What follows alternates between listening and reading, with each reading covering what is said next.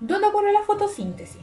Vamos a ver las estructuras que están asociadas a los vegetales, ¿cierto? Y el lugar donde ocurre la fotosíntesis. La fotosíntesis va a ocurrir principalmente en las partes verdes de las plantas, en este caso las hojas. ¿Por qué? Porque ahí vamos a tener mayor concentración de estos organelos denominados como cloroplastos.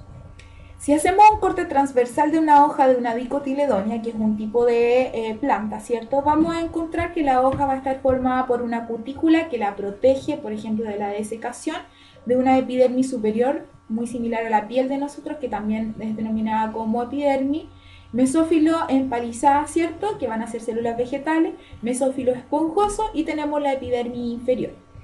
Existe un tipo de célula que va a estar en la epidermis inferior, en la parte baja de la planta, que se denominan como células de guarda. Estas células de guarda forman lo que se denominan como estomas, que van a ser estos espacios entre las células. En estos espacios entre las células van a permitir el intercambio gaseoso, por ejemplo, el intercambio entre dióxido de carbono y oxígeno.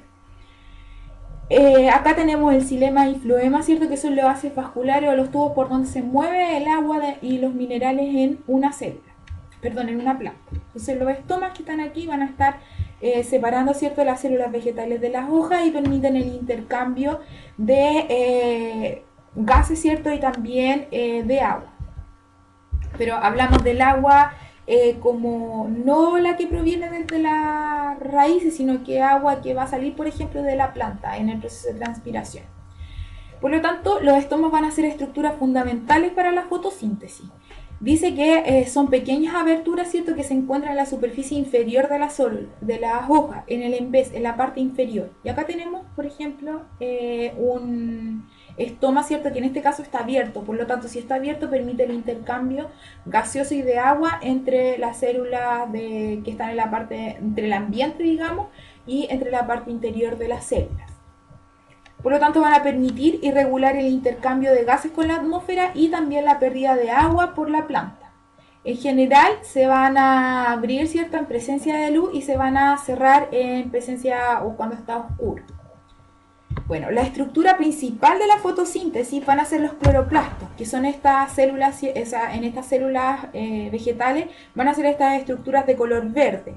En ellas van a tener, ¿cierto?, una gran presencia de cloroplastos, que son estos puntitos verdes, ¿cierto?, que dentro de ellos tienen un pigmento que es el encargado de capturar la energía lumínica, denominadas como clorofila. ¿Ya? En menor proporción vamos a encontrar otro tipo de pigmentos como son los carotenoides, la ficocianina y la xantófila, pero la que está en mayor proporción en la hoja van a ser los cloroplastos, que son los encargados, ¿cierto?, de capturar la energía luminosa del sol. Entonces tenemos una hoja, tenemos un corte transversal, cortamos la hoja, tenemos las nervaduras, ¿cierto?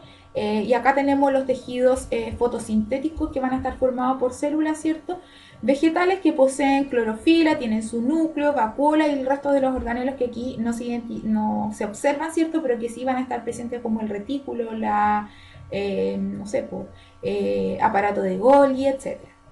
En el caso de las cloroplastos, por ejemplo, que estos son los cloroplastos, vamos a encontrar distintas estructuras. La zona central, ¿cierto?, del cloroplasto se denomina como estroma. Entonces, este es un cloroplasto y este de la zona interna va a ser el estroma. Los cloroplastos van a estar formados por dos membranas. Una membrana externa, que es la que está más hacia afuera, y una membrana interna que está hacia el lado interior, que tiene contacto con el estroma. En el estroma vamos a encontrar, ¿cierto?, los tilacoides, que van a ser cada una de estas verdaderas monedas, ¿cierto?, que están presentes en los cloroplastos. Cada una de estas moneditas se denomina como tilacoide, y al conjunto de monedas se le va a denominar como grana. Por ejemplo, en este cloroplasto vemos la presencia de la membrana externa, membrana interna, el estroma, los tilacoides, ¿cierto?, que están formados por cada una de estas verdaderas monedas, ¿cierto?, y las granas, que en este caso vemos 1, 2, 3, 4, 5, 6 granas, o 6 conjuntos, ¿cierto?, de estas estructuras presentes.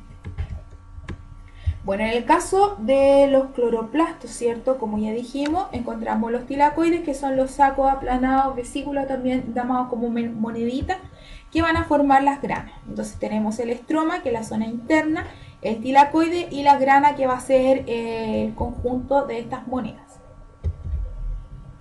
¿Por qué en el caso de los cloroplastos se dice que los cloroplastos van a tener doble membrana, porque se dice que en el caso de los cloroplastos, en algún momento de la evolución fueron células eucariontes, que poseían solamente la membrana interna, y que al ser tragados por endocitosis, la célula formó una segunda membrana que es la membrana externa.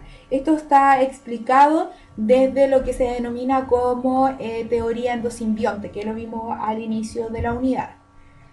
Entonces los cloroplastos van a tener como función, ¿cierto? Cada uno de los tilacoides capturar la energía del sol para realizar la fotosíntesis. En este caso, la fase luminosa de la fotosíntesis se va a llevar a cabo en cada uno de los tilacoides. Y la fase, ¿cierto?, oscura de la fotosíntesis se va a llevar a cabo en el estroma.